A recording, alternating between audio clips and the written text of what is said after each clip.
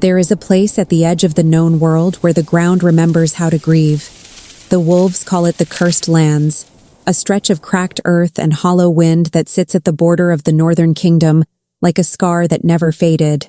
No pack claims it, no alpha marks it, even the ravens avoid it, and ravens, as everyone knows, will land anywhere there's something worth picking apart. 3 years ago, a she-wolf crossed into that silence with nothing but a torn cloak, a bruised heart, and a gift so strange that the pack she'd loved her entire life had decided it made her dangerous. Her name was Lyra Thorne, and she had been called many things. She had been humiliated by her own clan. She had been expelled from her own home.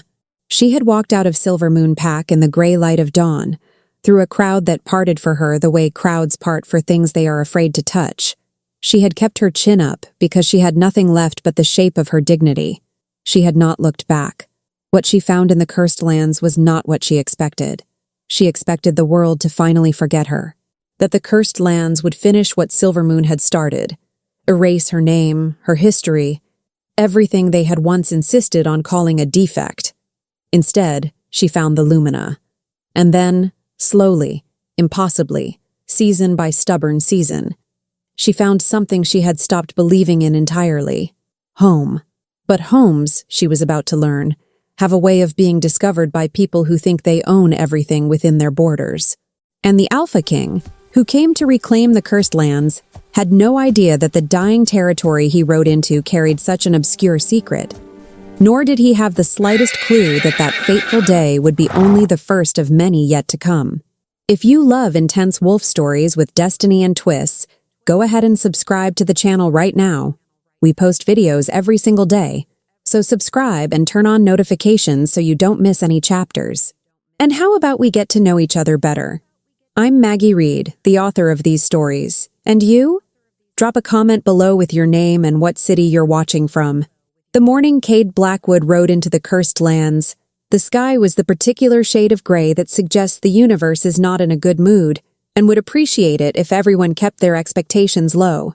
He had been traveling for 2 days with no sleep, minimal food, and the quiet, sustained company of his second-in-command, Darien Vale, a wolf built like a cathedral and approximately as cheerful, who had spent most of the journey either saying nothing or saying things that made Cade wish he had said nothing. "You know," Darien said as their horses picked carefully through the cracked terrain. The last person who rode into the Cursed Lands alone came back talking about lights in the dark and something that bit his ankle. "He came back," Cade said. "He came back different," Darien corrected. "There's a distinction. He now refers to mushrooms as dear friends and refuses to eat after sunset. I'm not sure what happened to him out there, but I'd call it a net loss for rational discourse." Cade said nothing.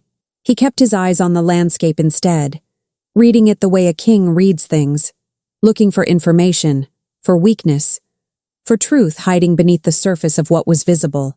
What he saw should have been impossible. The Cursed Lands were supposed to be exactly that. Cursed. Dead. A wasteland that hadn't produced life in over a century, according to every record in the Northern Kingdom's archives and every elder who'd ever drawn breath long enough to have an opinion about it. The kind of place that appeared in old stories as a warning. This is what happens when the land loses hope. This is what happens when no one tends to it. But here, in the far reaches of what should have been nothing but dry rock and empty wind, the ground was green. Not everywhere, not all at once, but in spreading patches, radiating outward from some unseen center like ripples in a pond. The earth had remembered what it was supposed to do. Grass grew in soft tufts between the stones. Small flowers, pale gold, almost luminous, had pushed through cracks in the rock with the cheerful determination of things that don't know they're not supposed to be there. A tree, a single improbable magnificent tree, rose from what should have been sterile ground. Its branches spread wide as if it had been standing there for decades. Cade reined his horse to a stop and stared at it. Said Darien. "Indeed," said Cade. "That's not how Deadlands work," Darien observed, with the mild tone of a man cataloging evidence at a crime scene. "No," Cade agreed. "It is not." He had come here following rumors. Rumors were, generally speaking, not the foundation on which a king liked to base major decisions. But his kingdom was dying. That was not a rumor. That was a fact with documentation and witnesses, and an increasing number of healers shaking their heads with expressions that made Cade's chest tighten every time he saw them. The crops had failed for 2 consecutive seasons. The soil in the eastern territories had turned gray and dense, refusing everything planted in it. The older wolves grew sick without fever, without wound, simply fading, the way a fire fades when the air around it runs out of something essential. His people needed something he could not provide by being a king. They needed the land to live again. And someone, allegedly, was out here making that happen. He heard her before he saw her. Not her voice. Something else. A low, resonant hum. The kind that sits in the back of the throat and vibrates somewhere behind the sternum, like a sound that isn't entirely sound. It moved through the air the way warmth moves, spreading outward from a point ahead. And when it reached Cade's chest, he felt it settle there like a hand pressed flat and steady against his ribs. His wolf, usually quiet, controlled, disciplined as the rest of him, went absolutely still. Then the trees thinned, and he saw the oasis. It was not large, it was not grand. It was a clearing roughly the size of a generous courtyard, ringed by those gold-flowering trees, centered on a small stream that moved with the bright, unhurried confidence of water that has been there a long time and has no plans to leave. The grass was thick and deep. The air smelled like rain and green things and something else, something warm and faintly wild that he couldn't name but that made the inside of his lungs feel, briefly, like summer. And in the middle of all of it, sitting cross-legged on a flat rock beside the stream with her eyes closed and her palms resting on the ground, was a woman. She was not what he had pictured. He had pictured a hermit, a damaged loner, someone whose exile had carved them hollow and sharp. He had prepared himself for hostility, for suspicion, for the particular cold wariness of someone who had survived alone long enough to see strangers as problems rather than people. What he had not prepared for was someone who looked like this. Like the landscape had grown up around her specifically, like she was the reason it existed, like she and the earth and the warm afternoon light were all part of the same living thing. And he was the one who didn't belong here. Her dark hair was loose around her shoulders. Her hands were bare against the soil. And even from 30 feet away, even on horseback, even braced against every professional instinct he had, Cade felt drawn to her presence, like a compass finding north. His wolf, still silent, pressed forward. "Stop," Cade told it. His wolf expressed its opinion of that instruction by doing absolutely nothing he asked. Darien made a small sound beside him that might have been a cough, or might have been laughter, poorly suppressed. "Say one word," Cade said quietly. "Wouldn't dream of it," Darien said, and his voice was very, very careful. Then the woman opened her eyes, and that was when everything went sideways, because she looked directly at him, and her eyes were the clear, bright amber of autumn leaves, and her expression was not afraid, not impressed, not the reflexive submission that most wolves in his kingdom offered when an alpha king appeared on horseback in their general vicinity. Her expression was deeply, almost magnificently unimpressed. "You're trespassing," she said. Cade blinked. In 30 years of life and 15 years of ruling, he had never been greeted quite like that. He started. That was the exact moment something small, luminous, and moving at considerable speed launched itself from a nearby branch and landed directly on the top of his head. The sound it made was somewhere between a chirp and a war cry. Cade went completely still.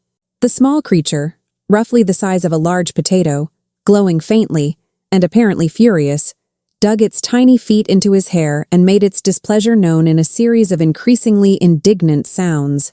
"Pip," the woman said. The creature made a sound that very clearly meant, "I am handling this." "Pip," another sound. This one suggested she did not understand the seriousness of the situation. From behind a rock, a second creature appeared, bigger than the first, with paws that seemed mildly too large for the rest of it. It looked at Cade. It looked at the rock in front of it. It began to move with great purpose toward— "Tumble, don't," the woman said. Tumble fell directly into a hole. There was a pause, then a muffled sound from underground that Darien, to his credit, only laughed at quietly, and only for a moment. The woman pressed 2 fingers against her temple, drew a slow breath, and looked at Cade with the expression of someone who has long since made peace with chaos, but still, occasionally, finds it exhausting. "What do you want?" she said. "And please, before you answer, take Pip off your head. He thinks he's being threatening, and I'd rather not encourage it." Cade reached up, very carefully, and removed the small, luminous creature from his hair. Pip sat in his palm, puffed up to approximately twice his actual size, and regarded him with enormous golden eyes that radiated the energy of someone who has questions and does not like any of the available answers. Cade looked at Pip. Pip looked at Cade. "I'm the Alpha King of the Northern Territory," Cade said. Pip made a sound. "He says," said Darien, who had been listening with great attention, "that you look like someone who's never been told no." Cade turned to look at his second-in-command. "That's what he said," Darien confirmed, maintaining eye contact with complete serenity. From the direction of the hole, Tumble managed to extract himself with a small grunt of satisfaction, looked around as though nothing had happened, and immediately walked into a second hole 3 feet to the left. "He does that," the woman said. "It doesn't mean anything. He's just optimistic about terrain." Cade stood in the middle of an impossible oasis, holding a small glowing creature who apparently considered him a problem, while his horse ate the finest grass it had encountered in 2 years, and the most remarkable woman he had ever seen looked at him like he was an interruption she hadn't scheduled. He was Cade Blackwood. He had unified 3 border clans, ended 2 generations of territorial disputes, and held the Northern Kingdom together through a season of devastation with nothing but will and the refusal to yield. He was, objectively, not accustomed to being the least impressive person in a clearing. "My name is Cade," he said, because something about her made the title feel heavier than usual. "And my kingdom is dying. I came because you—" He looked at the living grass beneath his feet, the gold-flowering trees, the improbable stream. "You made something grow where nothing should."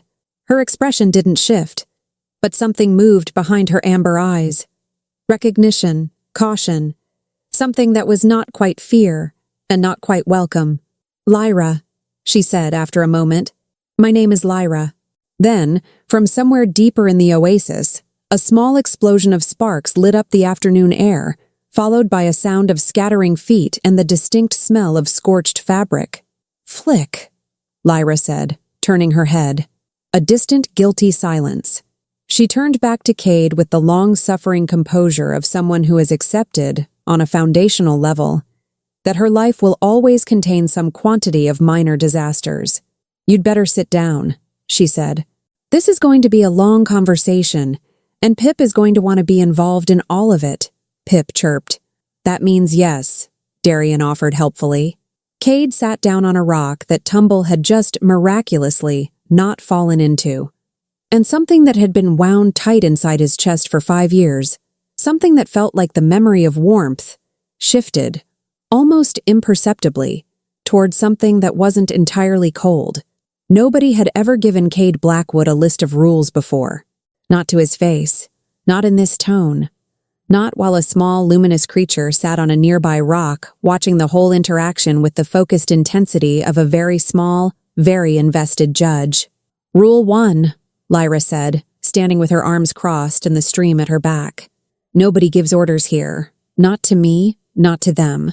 She gestured broadly at the surrounding oasis, which currently contained 1 glowing creature on a rock, 1 glowing creature still extracting itself from a hole, distant evidence of a 3rd glowing creature, and whatever it had just set on fire, 2 more glowing creatures visible in the tree branches doing something that involved leaves and suspicious amounts of coordination, and the old, dark-furred presence of Moss, who sat at the edge of the clearing and watched Cade with an expression he could only describe as judicial. "Rule 2, she continued. "The Lumina are not pets, curiosities, or diplomatic leverage. They are—" She paused, and something in her voice shifted briefly into something softer. "They're family. You treat them as such, or you leave. Immediately. Rule 3, said a dry voice from somewhere above and to Cade's left. He looked up. Sitting in the lower branch of the largest gold-flowering tree, feet dangling, arms folded, was a woman he had not previously noticed, and the fact that he had not noticed her spoke either to her talent for stillness or to the fact that he had been considerably distracted. She was perhaps 15 years older than Lyra, with silver-streaked dark hair and the weathered look of someone who had spent years outdoors and found the experience both character-building and mildly annoying. Her eyes were the color of old wood, and she was looking at him with the same expression a hawk uses on a thing it has not yet decided to eat. Rule 3, she said, is that I am Sylvie. I was here first, before the Lumina, before the Oasis, before whatever this is. And if I think you're a problem, you'll know, because I'll tell you directly and then I'll make sure you understand the consequences. Do we understand each other? Sylvie, Lyra said. I'm establishing expectations, Sylvie said. It's efficient. It saves everyone time, particularly the time we'd spend dealing with the consequences of not establishing expectations. Darien, standing half a step behind Cade, cleared his throat. For what it's worth, I appreciate the directness. A lot of diplomats could learn from this approach. I'm not a diplomat, Sylvie said. No, Darien agreed admiringly. You're considerably better. Sylvie regarded him for a moment. Then, marginally, something in her expression acknowledged his existence as non-hostile. This, Cade was beginning to understand, was high praise in the economy of this woman's regard. Cade looked back at Lyra. She was watching him the way she had watched him since he arrived, carefully, without deference, reading him like a piece of terrain she hadn't decided how to navigate. He was accustomed to being watched. He was not accustomed to being watched like that, like someone fully prepared to find him wanting and entirely at peace with that outcome. It was, against every reasonable instinct, deeply interesting. Your kingdom is dying, she said. It was not a question. Tell me what that looks like. Specifically. Not, she raised a hand slightly, not from the king's point of view, from the ground. What is actually happening to the land? He told her.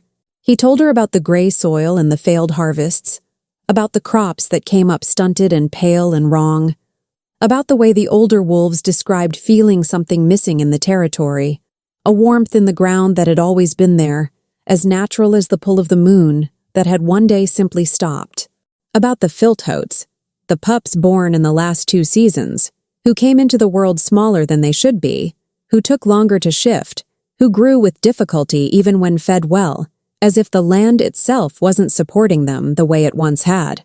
He talked for longer than he normally talked about anything. Lyra listened. She didn't interrupt, didn't offer sympathy or solutions, didn't soften her expression into the particular performed concern he was used to receiving in throne rooms. She just listened, with the focused, total attention of someone who understood that listening itself is sometimes the most important thing. When he finished, she was quiet for a moment. What does the soil look like? She asked. When you dig down. 3, 4 inches deep. What color? Gray, Cade said. Pale gray. Almost white. Her jaw tightened fractionally. Does it smell like anything? Nothing, Cade said. That's the strange part. Normal soil has a smell. This doesn't. It's like it's empty, Lyra said. Yes. She turned away from him, toward the stream, and was quiet again. Pip watched her from his rock with the particular attention of a creature that has learned to read her moods through long practice.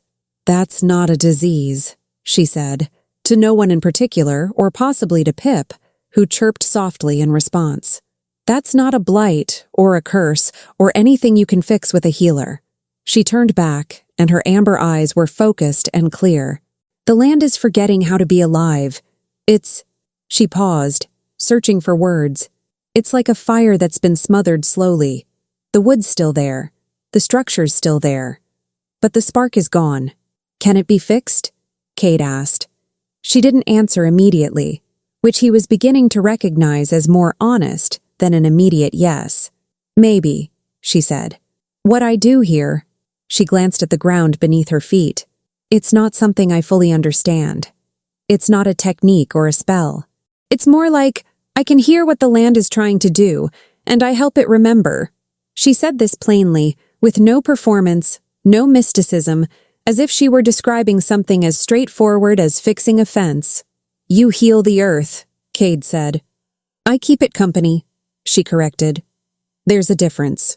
From the trees, Thorn and Briar, he would learn their names later, dropped simultaneously from their branches and landed on either side of his pack at precisely the same moment, opened it, removed one boot, exchanged a look, and started to make off with it in opposite directions before Cade turned around. Hey, he started. Leave the boot, Lyra said, without looking. A pause.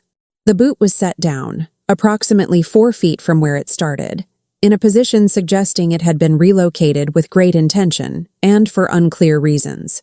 They're testing your territorial response, Sylvie called down from her branch, sounding mildly entertained for the first time. Don't take it personally. They do it to everyone. It's how they assess whether you're worth trusting. By stealing my boot? By checking if you escalate, Lyra said, finally turning back to face him fully. Reactive people panic when something small is taken. Calm people deal with it and move on. The Lumina learned a long time ago that reactive people are dangerous. Cade looked at Thorn and Briar, who were both sitting a few feet away now, watching him with bright, intelligent eyes. He looked at the boot. He picked it up, checked it, found it undamaged, and put it back on without comment. From the trees came the faint sound of small bodies shifting in satisfaction. Good, said Sylvie. You passed. You're still on probation, though. How long is the probation period? Darien asked, genuinely curious. Indefinite, Sylvie said. Based on ongoing performance? Think of it as a living assessment. Darien considered this. That's either very wise or deeply unfair. I prefer to think of it as accurate, Sylvie said. Cade looked at Lyra. She was watching him again, but differently now. The assessment in her gaze had shifted slightly. Not open, not warm, but curious. Like a door that is still locked but has been touched, briefly, by a hand that might know where the key is. You should stay the night, she said, and it clearly cost her something to say it. The light changes at dusk here. I want you to see the Lumina properly, not just Pip in a crisis state and Tumble in a hole.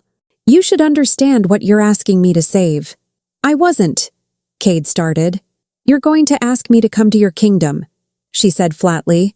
Or you're going to ask me to send you back with something. Instructions, soil samples, some kind of fix you can apply remotely.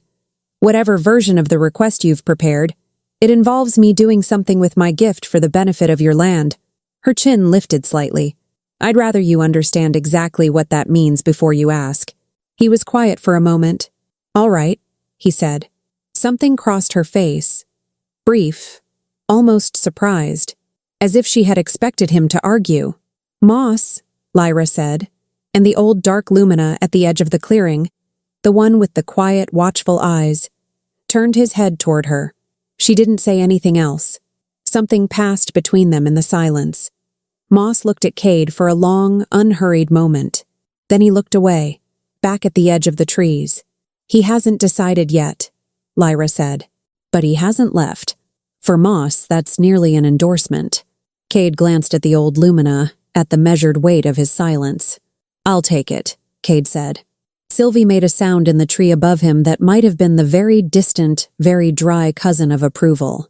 And somewhere in the Oasis, as the afternoon light began its slow gold descent toward dusk, Flick, who had been very quiet since the scorching incident, let out a small fountain of sparks in the direction of the stream, and then looked around with the specific energy of someone checking whether they'd been witnessed. They had. Flick? Lyra said. Flick sat down, tucked his paws under himself, and looked intensely at the middle distance. Cade pinched the bridge of his nose. Darien patted him on the shoulder. You're doing great, Your Majesty, he said. He did not sound like he meant it, but somehow, impossibly, it still helped. Nobody warned him about the light. Or maybe Lyra had warned him, and he had been too focused on everything else. On the impossible Oasis, on the rules she'd delivered like small precision tools, on the way she watched him like she was cataloging everything, and had not yet decided what category he belonged to understand what she actually meant. At dusk, when the sun dropped behind the rocky ridgeline to the west and the sky turned the color of cooling embers, the lumina lit. Not suddenly. Not all at once like a lamp switched on. It happened slowly, the way stars appear, first one, then another, until you realize the darkness has become something entirely different. Pip, who had been sitting in Lyra's lap for the last hour while she ignored Cade with extraordinary focus, began to glow faintly gold around the edges, then brighter, then warm and steady, like a small coal that had decided to become a lantern.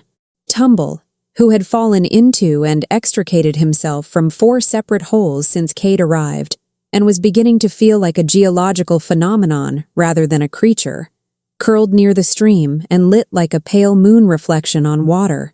Thorn and briar climbed the gold-flowering tree and glowed in tandem from the branches, their light shifting together in slow pulses like breathing.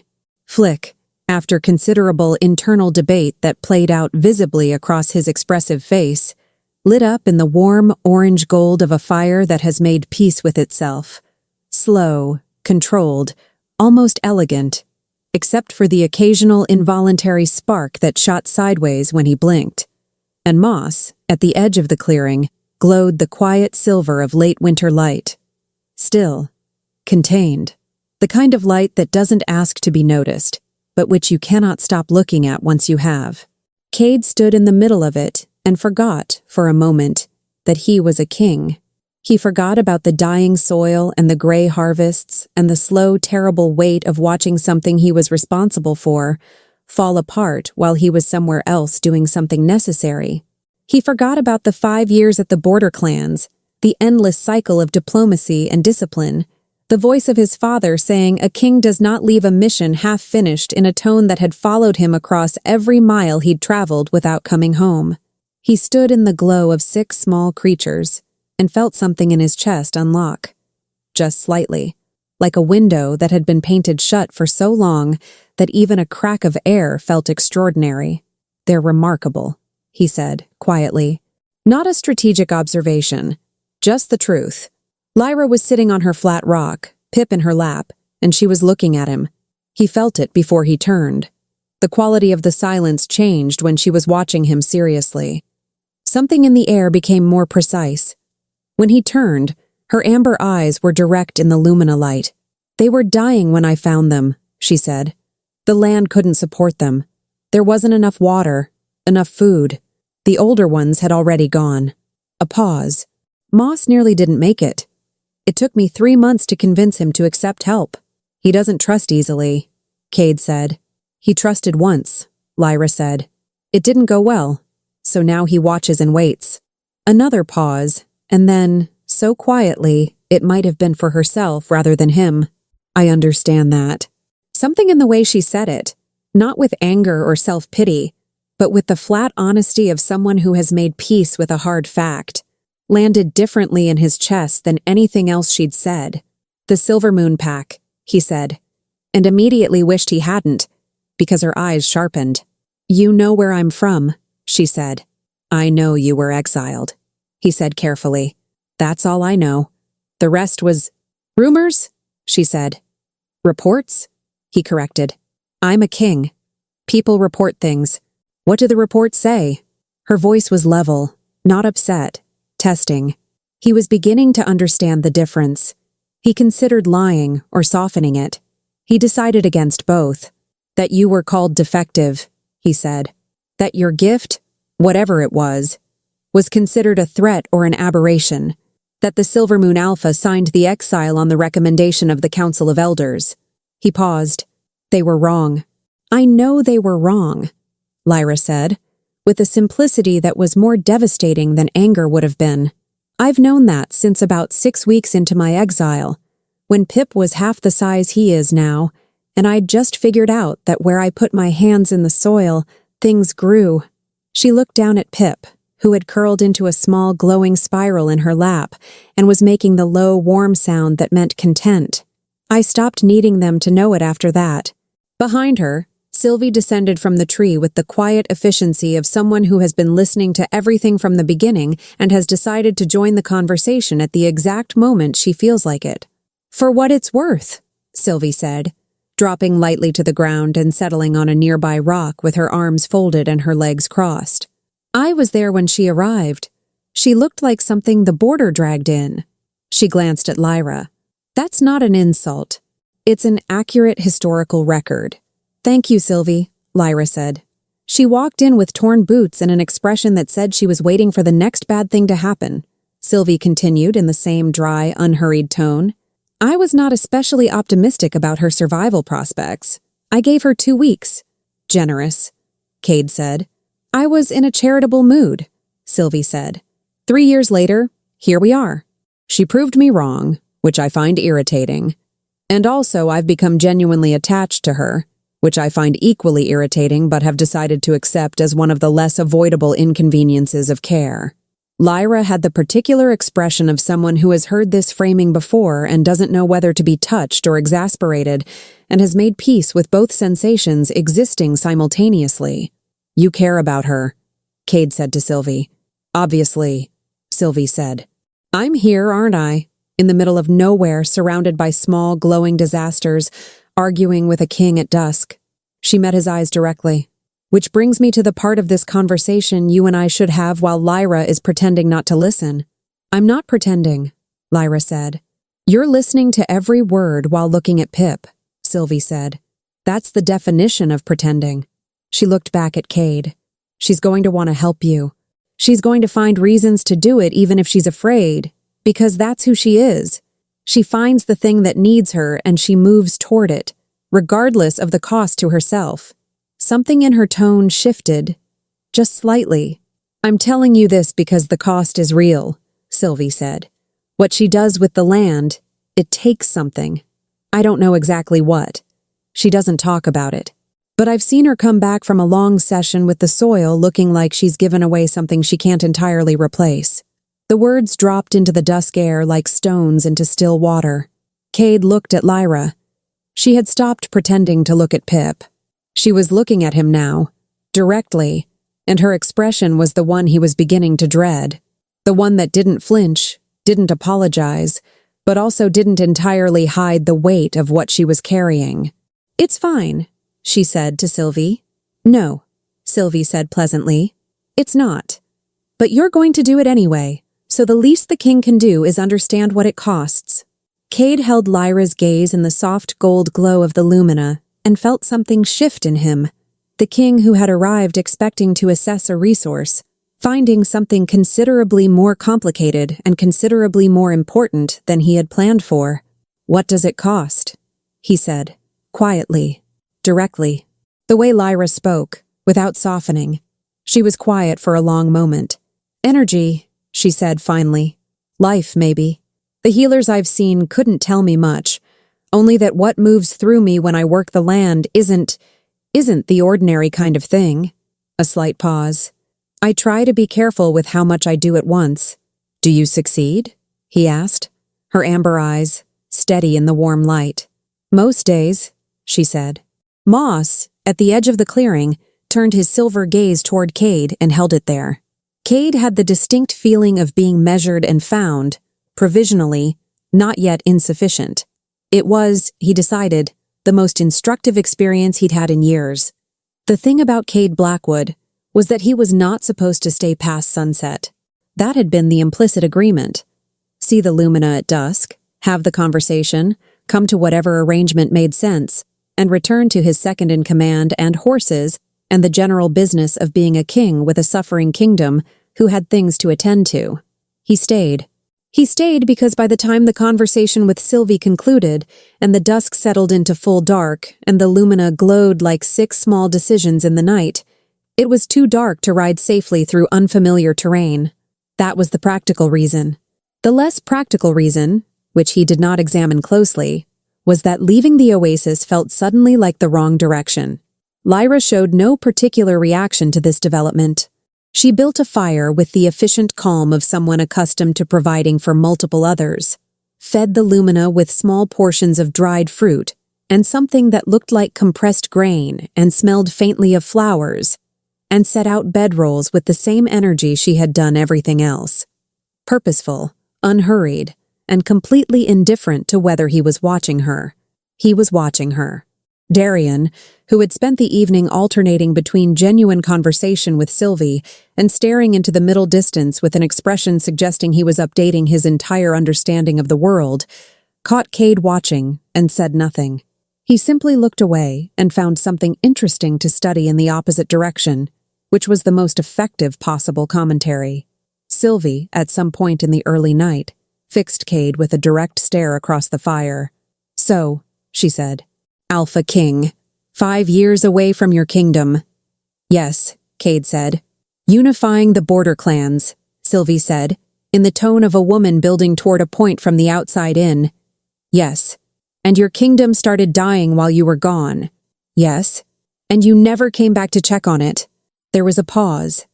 The fire crackled with the specific, indifferent energy of natural phenomena that are not interested in awkward conversations. "My father taught me that a king doesn't leave a mission unfinished," Cade said. "Your father," Sylvie said, "sounds like someone I would have found challenging to be around for extended periods." "He was," Cade said, and it came out more honestly than he intended. Sylvie's eyes sharpened with something that was not unkind. "How long has he been gone?" 6 years. "And in 6 years you haven't thought to question the lesson?" Cade was quiet for a moment. Pip, who had migrated from Lyra's lap to the space between them without anyone noticing the transit, chirped softly. "I've been thinking about nothing else," Cade said, "for the last 2 seasons." Something in Sylvie's expression shifted toward a territory that was not quite softness. She seemed constitutionally disinclined toward full softness, but was adjacent to it. The territory of someone who has survived difficult lessons and recognizes them in others. "Good," she said. "Useless if you don't, honestly, but good."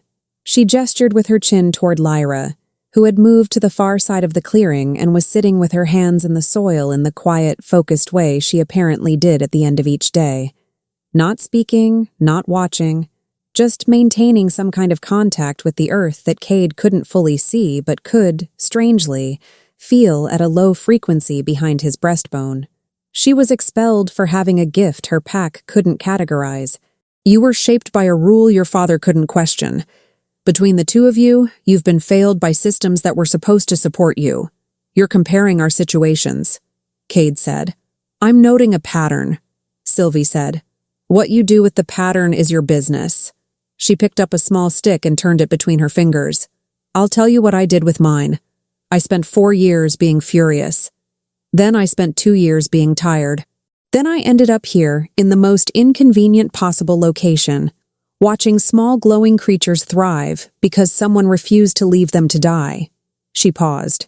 "I've decided fury is less useful than staying, though I reserve the right to fury on specific occasions." "Noted," Cade said.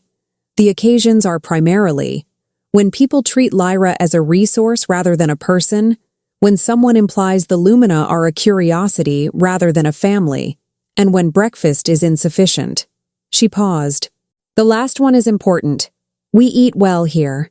If you're staying, you'll help with breakfast." "I'm an Alpha King," Cade said. "In this oasis," Sylvie said pleasantly, "the hierarchical distinction between Alpha King and breakfast contributor is negligible. Consider it a growing experience." In the morning, Cade made breakfast. Not well.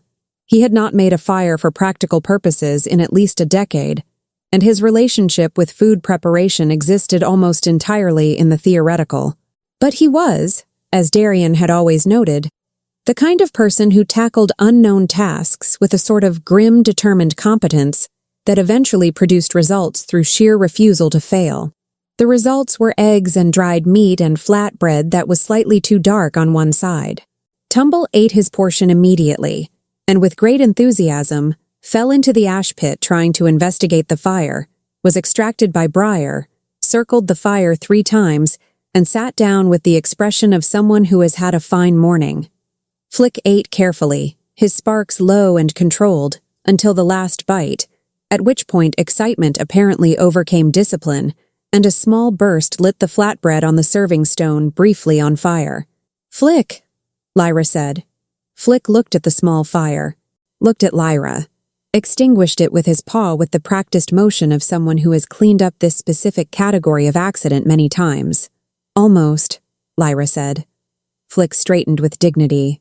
Cade watched this exchange, the easy, specific shorthand between them, the complete absence of frustration in her voice, the way Flick visibly gathered himself after the correction, not with shame but with something more like, "I will do better," and felt something uncomfortable move through his chest. He thought about the border clans, about the years of meetings conducted at a careful distance, of authority enforced through precision and self-containment, of never letting anyone see the moment before the decision was made, about his father's voice saying a king who shows doubt is already half defeated. He thought about what it might feel like to lead the way Lyra led, without commands, without distance, through something that looked less like authority and more like presence. "You're staring," Sylvie said beside him without looking up from her flatbread. "I'm observing," Cade said.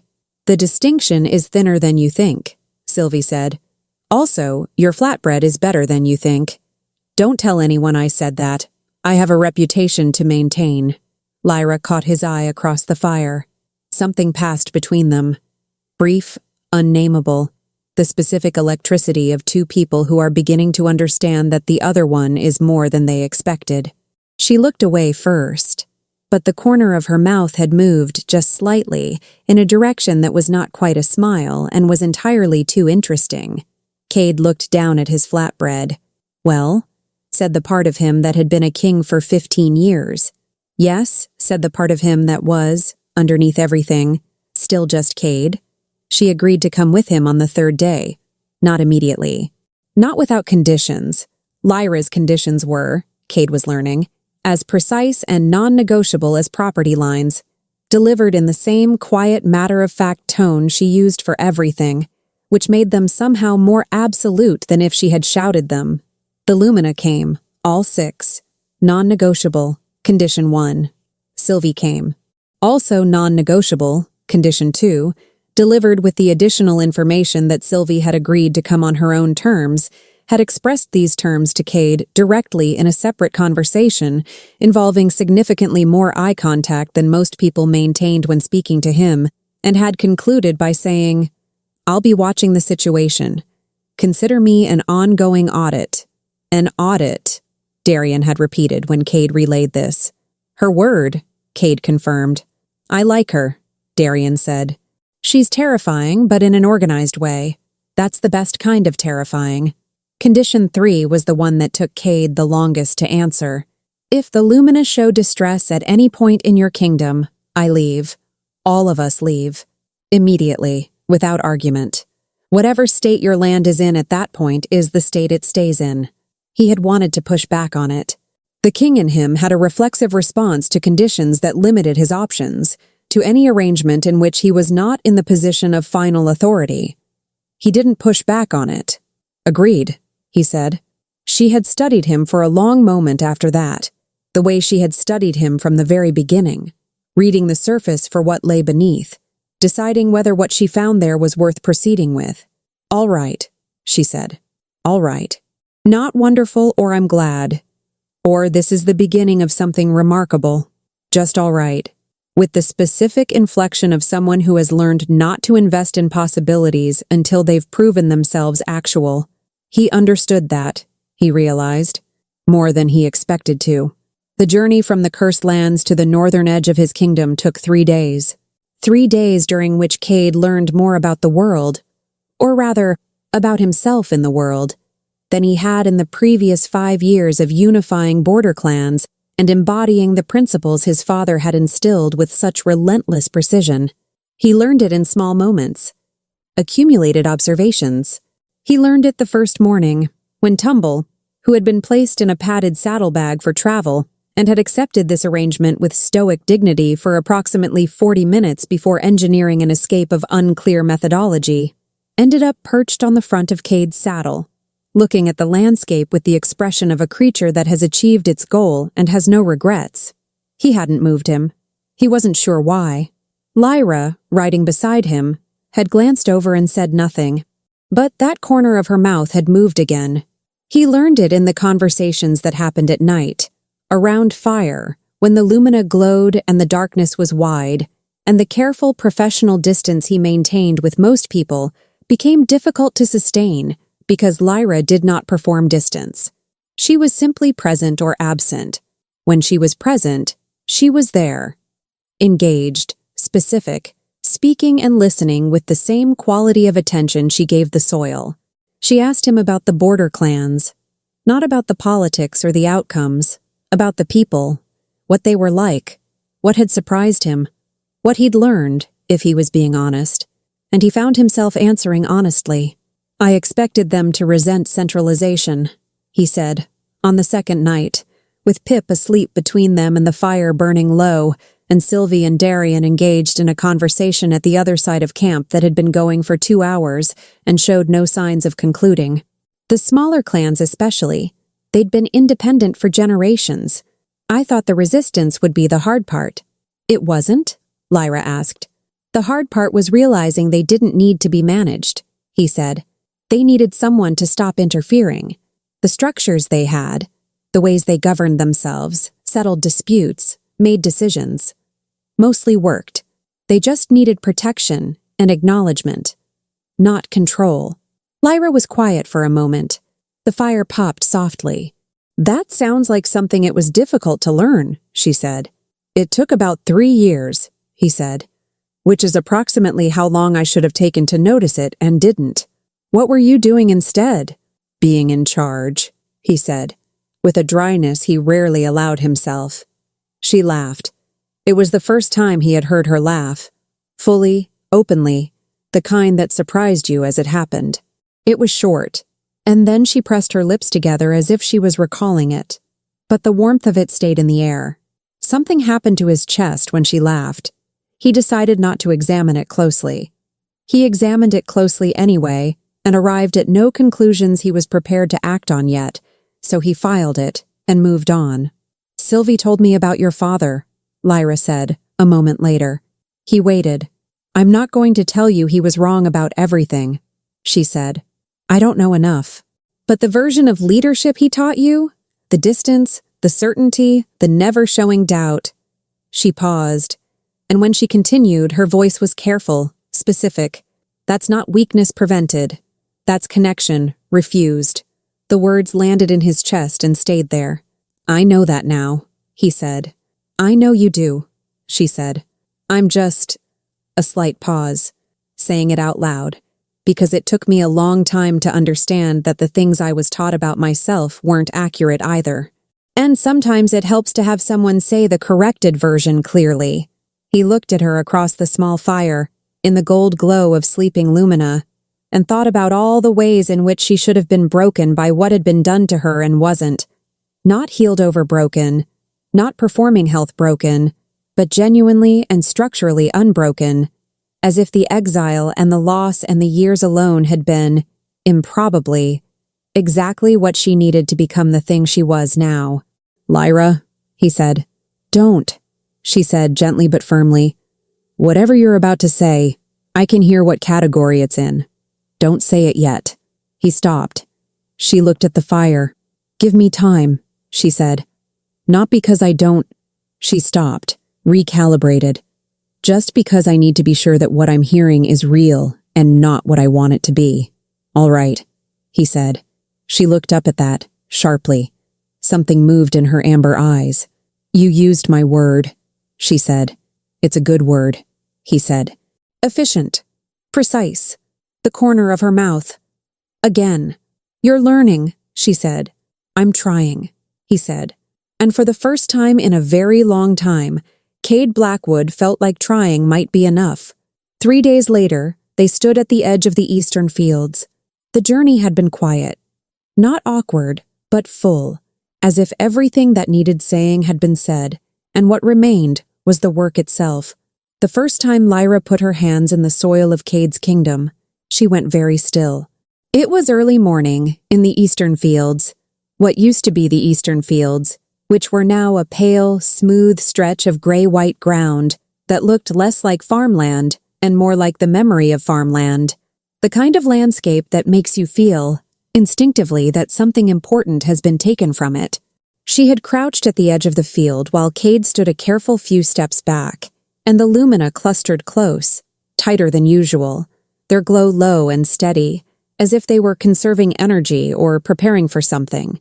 Sylvie had positioned herself to Lyra's left, not quite touching, but within reach. Lyra pressed both palms flat to the gray earth. She closed her eyes. Nothing happened for a long moment. Then, and Cade saw this, he was sure he saw it, though he would not have been able to describe it precisely, something moved through her. Not in her. Through her. The way wind moves through tall grass, bending the surface of a thing without displacing it entirely. Her shoulders dropped a fraction. Her breathing changed, and where her palms met the ground, the pale gray darkened, subtly, to something closer to brown. Then she pulled her hands back. The process had taken perhaps 30 seconds. It did not look like very much. It looked like a woman crouching in a field, and yet when she stood, Cade saw it in her face. A very specific quality of tiredness, not in the eyes, but around them, in the slight tension of her jaw, in the careful way she distributed her weight. He said nothing. He had been learning when not to speak. "It's deep," she said, to the ground as much as to him. "Whatever happened here, the loss started a long time ago. The soil isn't sick, it's just—" She paused. "It's like it stopped believing anything would grow in it. It's been empty for long enough that it's forgotten the feel of life." She looked up at him. "This is going to take time." "How much time?" he asked. "Months," she said. "Maybe longer. I can't tell yet." A pause. "And I can't do large areas at once. It has to be slow. Small sections regularly, giving the land time to—" She stopped, searching for the right word. "To remember. Between sessions." He looked at the field, thought about the 7 other fields in the same state, the forest edge that was thinning, the streams running lower than usual. "This was your condition," he said, "that you could leave if the lumina showed distress." "Yes," she said. "I'm adding to that," he said. She looked at him. "If you show distress, what Sylvie described, what it costs you, we stop. I'll find another way." Something in her expression shifted. She had not expected that. "Cade, I'm not managing a resource," he said. "I told you that at the beginning. I meant it." She looked at him for a long moment. "We'll evaluate as we go," she said finally, which he recognized as the closest she came, currently, to accepting care gracefully. "That's reasonable," he said. Sylvie, standing nearby and apparently not listening and absolutely listening, said, "I'd like it noted that I approve of that exchange. I don't often get to note approval. Write it down somewhere, Vale." "Already documenting it," Darien confirmed, from where he stood with his arms crossed and an expression of professional serenity that was only slightly undermined by the fact that Tumble was sitting on his foot, and he had apparently decided this was simply his life now. The work began slowly. Each morning, Lyra moved through the fields with the same unhurried focus she'd shown in the Oasis. Hands to the ground, eyes closed, that low, impossible frequency moving outward from her. Each session was short, deliberately short. Cade timed them without making it obvious, and if she went longer than she had the day before, he'd find a reason to interrupt. A question that needed answering. A Lumina situation requiring her attention. Something that required her to stand up and move. She noticed. He knew she noticed. She said nothing about it, which he was learning to read as its own kind of language. In the evenings, she sat with the Lumina in whatever quarters he'd arranged, always with a view of sky, always with access to Earth, because she had noted on the first night that they did poorly without it.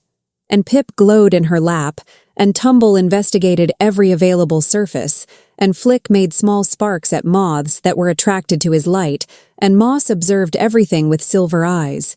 Thorn and Briar had, on the second evening, disappeared for 2 hours and returned smelling faintly of the kitchens and looking entirely too satisfied. Cade had been informed by his head cook the following morning that two small glowing creatures had systematically evaluated every storage room in the wing and departed with what he called a selective review of available provisions, and what Cade called a theft of specific items from the pantry. "Thorn and Briar steal from my kitchens," he told Lyra. "I know," she said. "They're doing threat assessment. If your kitchen stores are properly maintained, they'll report back to the others that this is a stable food environment. If not, they'll note the concern. They're auditing my provisions. They survived near starvation before I found them," she said, and something in her voice was quiet and precise. "They check food security wherever they go. It's not theft, it's understandable," he said. She stopped. "Yes," she said. He looked at her. She looked at him. "I'm learning," he said. The corner of her mouth moved. This time it made it all the way to a smile. Brief, real. The kind that looks like something a person didn't entirely plan on. Cade Blackwood, who had not felt undone by anything in longer than he could reliably remember, felt considerably undone. He was, he decided, going to have to address that eventually. On the 19th day, Sylvie told him the secret. She didn't tell him because she had decided to. She told him because she walked into the storage room next to Lyra's quarters at dawn, looking for tools, and found Cade already there. Awake early, as he always was, reviewing field notes from the past 2 weeks. And the expression on her face when she stopped in the doorway told him, before a word was spoken, that something was wrong. "She hasn't eaten properly in 4 days," Sylvie said. He looked up. "She says she's not hungry," Sylvie continued. "She's said that before. I know the difference between not hungry and eating would require energy she doesn't have." Her voice was controlled in the way that voices become when the person speaking is frightened and has decided to approach fear as a tactical problem. "The sessions are longer than she's telling you. I've been timing. The ones you're there for, yes," Sylvie said. "She goes back, in the evenings, after you leave. She does another round." Something cold moved through him. "She told you this?" "Moss told me," Sylvie said. "He follows her. He has from the beginning. He came to me this morning and looked at me in that particular way of his that means this is important and you need to act on it. And then he went back to sit beside her, which is what he does when something is wrong." Cade stood. "I want to fix it too fast," Lyra had said once, in the quiet of a late evening when he'd asked about the Oasis, about why she sometimes sat in silence for long stretches after working. "The land needs time, and I need to remember that giving away too much too fast it has consequences." He had thought she was talking about patience. He had not understood she was talking about herself. He found her in the east field at dawn. She was crouched with her palms on the ground, as she always was, in the gray soft light before sunrise. The lumina were around her. All 6, which was unusual for the morning sessions. Pip pressed against her left side. Moss sat directly in front of her, his silver glow low and steady, his eyes on her face. Thorn and Briar flanked her from behind, still and quiet in a way they almost never were. Tumble, for once in his considerable and disaster-prone life, was not in a hole. He was sitting pressed against her right knee with a focus that looked almost meditative. Flick was not sparking. That, more than anything, told Cade what he needed to know. He crossed the field slowly so she'd hear him coming. She didn't lift her hands from the soil, but her shoulders shifted, aware of him, tracking. "Lyra," he said, quietly. "I'm almost done," she said. "You said that last night," he said, "and the night before." She went still. "Sylvie," she said. Not a question, not quite anger. "Moss," he said. A pause. She looked at Moss, who looked back at her with the silver calm eyes that said everything and nothing, and somehow both simultaneously. "Traitor," she said, very softly, with complete, evident affection. Moss made a sound that was low and unhurried and did not apologize. She lifted her hands from the ground. Slowly, and Cade, watching, saw the specific quality of effort that it took. Not dramatic, not visible to anyone not paying close attention, but there, the gathering of something she'd been spending, She sat back on her heels and looked at the field. The patch in front of her was brown. Actually, properly brown. Dark and rich in the specific color of soil that has remembered how to be alive. It was perhaps 4 feet wide. It was the most hopeful 4 feet of earth in the entire Eastern District, and it had cost her something he was only beginning to understand the scale of. "You're dying," he said. The word was wrong. He knew it the moment he said it. Too large, too final, too stripped of nuance. She flinched slightly, not with fear, but with the particular response of someone who has been careful, for a long time, not to name a thing directly, and hearing it named is startling regardless of whether they know it's true. "I'm not," she started. "Not immediately," he said. "But you're giving more of yourself than you should have to, as fast as you're spending it. And you've known that." He crouched down to her level, so they were eye to eye in the pale morning light. "For how long?" She was quiet. "Since the beginning," she said. "The Oasis." "Before the Oasis," she said. "When I was still in Silvermoon. When I first started understanding what the gift actually was." She looked at her hands, open in her lap. "I went to the healers. They didn't understand what they were seeing. They told me," a slight pause, "they told me I was using myself as a conduit in a way that bodies aren't designed to sustain indefinitely. And you didn't tell anyone." "I told myself it was worth it," she said. "The Lumina were dying. The Oasis needed tending. Sylvie needed a home." A pause. "I decided it was enough. To do as much good as I could for as long as I could." The simplicity with which she said it. The absolute lack of self-pity.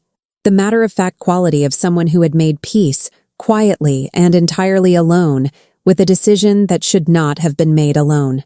"That's not enough," Cade said. She looked at him. "What you're describing," he said, "is not enough. It's not a good trade. It's not acceptable. It's not yours to decide," she said, and there was an edge in it. Not anger, but something real.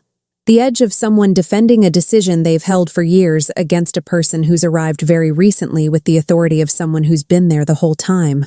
"No," he said. "You're right. It's not." He held her gaze. "But I'm asking you to let me be part of finding a different option. Not ordering. Asking." The edge softened. "I don't know that there is one," she said. "Neither do I," he said. "Yet." From behind her, Pip let out a small sound. The low chirp that Cade, after 3 weeks, had learned to identify as "this is important, and you are handling it correctly." He considered this a significant achievement. Lyra looked down at Pip. Something in her expression broke, fractionally, not into despair, but into the specific vulnerability of someone who has been holding themselves together tightly for a very long time, and is, in the presence of something safe, beginning to let a little go. "I didn't want anyone to stop me," she said. "If people knew, they'd try to stop me. And stopping meant the land dies. The Lumina," Cade said, "would rather have you alive than have a flourishing field. You don't know that." "Moss is sitting in front of you at dawn instead of at the edge of the clearing," Cade said. "Flick hasn't sparked once since I arrived. Pip is pressed against you like he's trying to give you back some of whatever you've been giving away." He looked at the 6 small creatures arranged around her like a protective constellation. "I think I know exactly what they'd choose." She looked at the Lumina. They looked at her. Moss made a sound. Quiet, definitive. The specific frequency that meant "this is what I have been trying to say for considerably longer than you've been listening." She pressed her lips together. Something moved through her face that looked like grief and gratitude at once. The complicated emotion of being seen by people you love in the exact way you've been trying not to be seen. "Okay," she said, quietly. Cade sat down fully on the ground beside her. Not in front of her, not standing over her. Beside her, in the early morning cold, on the gray-brown border of 4 feet of recently remembered earth. "Tell me everything," he said. "From the beginning. What the healers said. What you've learned about how it works. What it feels like. All of it. That's going to take a long time," she said. "I don't have anything else to do," he said. She looked at him. "You're a king," she said. "You have an entire kingdom." "My kingdom," he said, Can wait 40 minutes for me to sit in a field and listen to the person who's currently saving it. A pause. 40 minutes, she said. Negotiable, he said. The corner of her mouth moved. All the way. All right, she said. And she told him. The archives were in the lowest level of the northern keep, a room that smelled of old parchment and careful preservation and the specific dusty gravity of things that have been true for a long time without anyone checking. Cade had not spent significant time in the archives. His father had managed the historical records, and Cade had, in the way of heirs shaped by decisive men, developed a slight reflexive resistance to spending time in rooms that primarily contained his father's handwriting. He spent 3 days in the archives. Darien brought him food at irregular intervals and asked no questions, which was one of the things Cade valued most about Darien, his precise calibration of when questions were welcome and when they were not.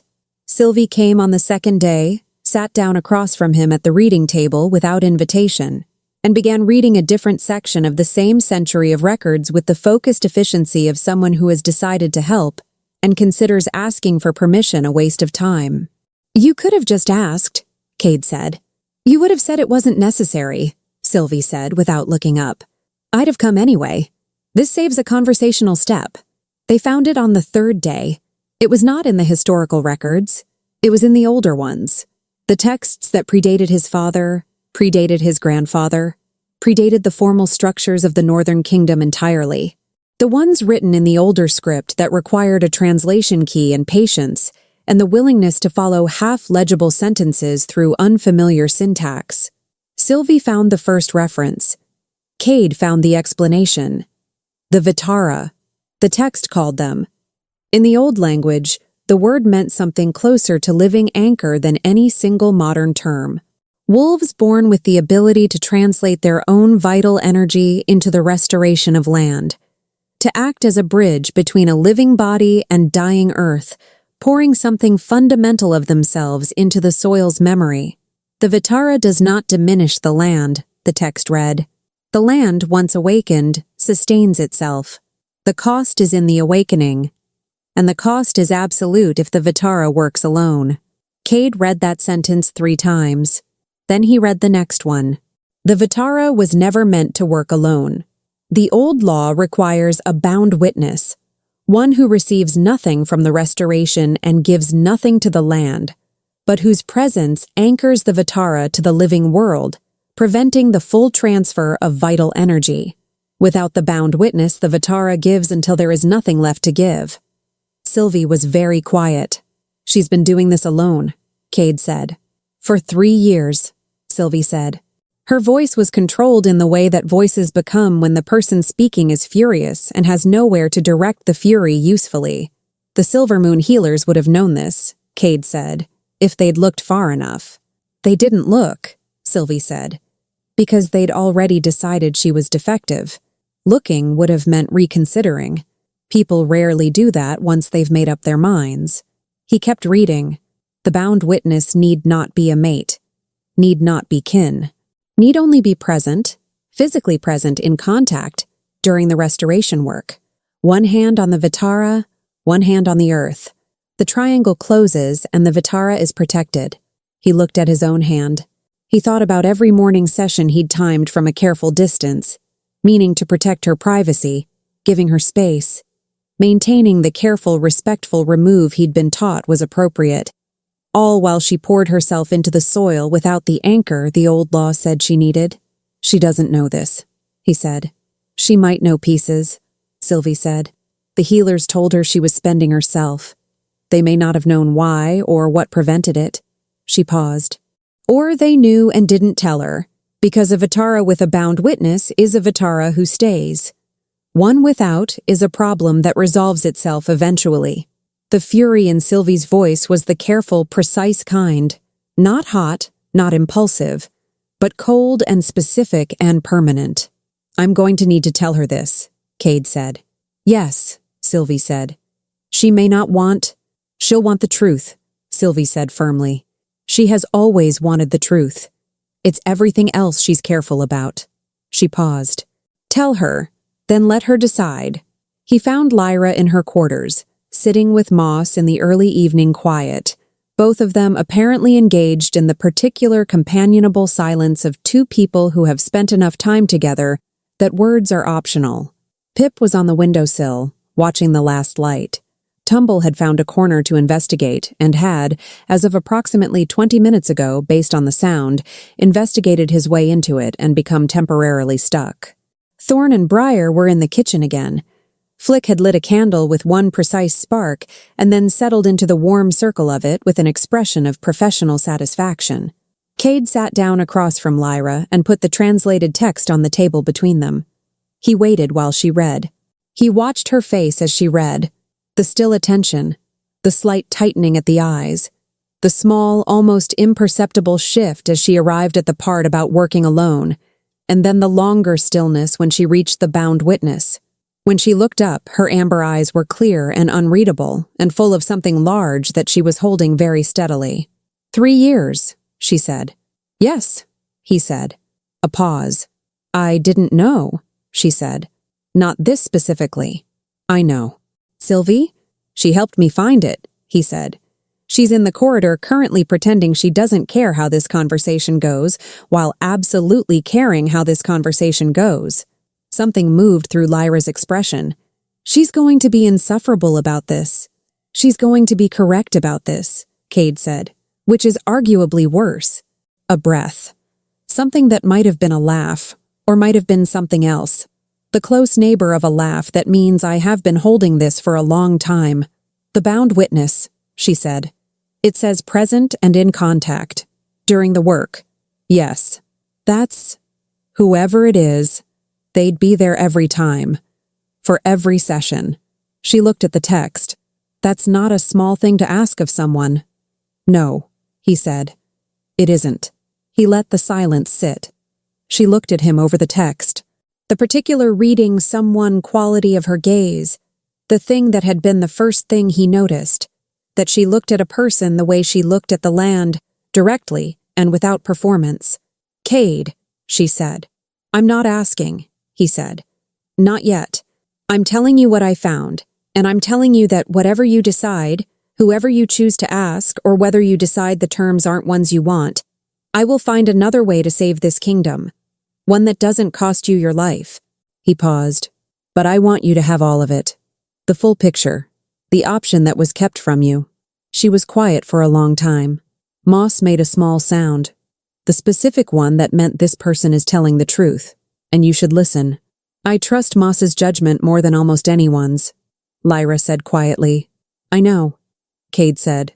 She looked at the text again, then at her hands, open on the table, then at him. Give me tonight, she said. Take as long as you need, he said. He stood to leave. Cade, she said. He stopped. Thank you, she said. For going into the archives. She paused, and her voice was careful and real. For looking. You were worth looking for, he said. Simply. Not as a declaration, just as the truth. He left. In the corridor, Sylvie was sitting against the wall with her arms folded and an expression of extreme nonchalance that convinced absolutely no one. Well, she said. She needs tonight, Cade said. Sylvie looked at the ceiling, then at him. You know she's going to ask you. Specifically you. I know, he said. And I'll say yes, he said. Sylvie regarded him for a moment with the assessing attention of someone who has been watching a situation develop and has arrived at a conclusion she is, marginally, prepared to accept. Fine, she said. You're growing on me. Don't make it a bigger thing than it needs to be. I have a reputation. Duly noted, Cade said. From behind the closed door, the faint sound of Tumble finally extracting himself from his corner, followed by a pause, followed by the sound of him finding a new corner and commencing a fresh investigation. Some constants, Cade was learning, were simply the architecture of the world. She asked him at dawn. He had been awake already. He was always awake before the sun, one of the oldest habits he had, the legacy of a childhood in which preparedness was a virtue and stillness felt like falling behind. He was in the corridor outside the east wing when he heard her door, and she appeared in the early gray light with Pip on her shoulder and Moss a quiet step behind her, and the look of someone who has spent a night settling something internally and has arrived at the other side. "Walk with me," she said. They walked to the east field, the same 4 feet of recovered earth, surrounded by the pale gray-white of the rest. A small island of life in the middle of forgetting. She stood at its edge and looked at it for a moment. "I've been trying to do everything alone since Silver Moon," she said. "Not just the land work, all of it. The Lumina, the Oasis, the decision to come here." She paused. "Letting Sylvie help was hard. Letting you time the sessions was—" a slight breath that might have been a laugh. "I knew what you were doing, you know. I knew from the second day." "I know you knew," he said. "It made me furious," she said. "I know that too. And then it stopped making me furious," she said. "And that was worse, because it meant I was getting used to someone paying attention." She looked at Pip, who was pressed against her collarbone with the low, warm glow of early morning. Being seen by people you love is one thing. Being seen by someone you— She stopped. He waited. "Someone whose opinion is beginning to matter," she said carefully. "That's a different kind of thing." "Yes," he said. "It is." She looked at the east field, at the small living patch. "I want to ask you to be the bound witness," she said. "Not because you're the king and it makes political sense. Not because you found the text. Because—" She turned and looked at him directly, in the amber-eyed, absolute no-performance way that he had spent weeks learning to receive without flinching. "Because you're the only person I've met since Silver Moon who made me feel like continuing was worth it. Like there was more ahead than just spending myself until nothing was left." The morning was very still. "Yes," Cade said. "You don't need time to think about it?" "No. It's a significant commitment," she said. "Every session. Physically present, in contact. For as long as—" "Lyra," he said. She stopped. "Yes," he said again, steadily, without qualifications. She looked at him for a long moment. Something moved through her face. The opening of a door that had been shut for 3 years, carefully and necessarily, and now, perhaps, no longer at the cost of everything. "All right," she said. He reached out, then stopped, asking, without words. She looked at his hand. Then she took it. He felt it immediately, the connection the old text described. The triangle, his hand, her hand, the earth. Something passed through him that was not warmth exactly and not electricity exactly, but something that sat between them, the specific frequency of 2 living things choosing to be the anchors for each other. She placed her other hand on the soil, and he felt the moment she began, felt it through their joined hands like a sound that has no equivalent in normal hearing, deep and constant and extraordinary. He held on. The gray earth, slowly, began to remember. They worked for 40 minutes, and at the end she lifted her hands from the soil and looked at the recovered ground, which had expanded considerably beyond the original 4 feet, and she was not, for the first time since he'd arrived, holding herself with the particular careful quality of someone managing an invisible exhaustion. She looked at their joined hands, then at him. "It's different," she said. "The cost. I could feel the difference." "Good," he said. "I felt like there was somewhere to come back to," she said quietly. "Like there was a anchor," he said. "Yes." They were still holding hands. Neither of them moved to change that. "I need to tell you something else," she said. "While we're being honest. Tell me." "I stopped wanting to just spend myself until I ran out," she said. "Somewhere around day 4 in the Oasis, watching you fail at flatbread with complete determination, I started wanting more than that." She paused. "I'm not sure when, but you should know." Cade looked at her. This woman who had been exiled for being extraordinary, who had rebuilt herself in a dying land, who led small glowing creatures through sheer presence and care, who had spent years giving everything to everyone and asking nothing back, and had somewhere along the way decided he was worth telling the truth to. "I fell in love with you approximately 20 minutes after Pip landed on my head," he said. She blinked. Then she laughed. The full one, the real one, the one she couldn't control. "That's—" she started. "Embarrassingly early," he said. I'm aware. It's very early, she agreed, still laughing. In my defense, he said, Pip has very good instincts. Pip, on her shoulder, made a sound of complete and total agreement, and then lost his balance slightly and had to grab her collar to stabilize, which was not the dignified punctuation to the moment he was clearly going for, but was, in every other way, perfect. Cade gently touched his forehead to hers at dawn, standing on 4 feet of recovered earth that had remembered how to be alive. She felt firmly and definitively that this is a direction worth pursuing. Somewhere behind them, from the direction of the keep, came the sound of Tumble falling into something, followed by a beat of silence, followed by Darien's voice saying, He's fine, I've got him.